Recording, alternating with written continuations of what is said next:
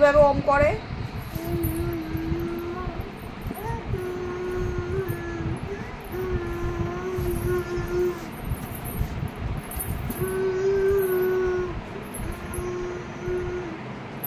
কিভাবে প্রাণায়াম করে? এখানে বসে প্রাণায়াম করো।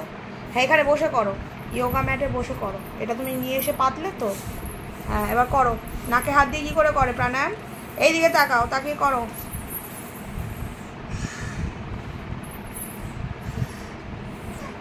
নাকে হাত দিয়ে কী করে করে?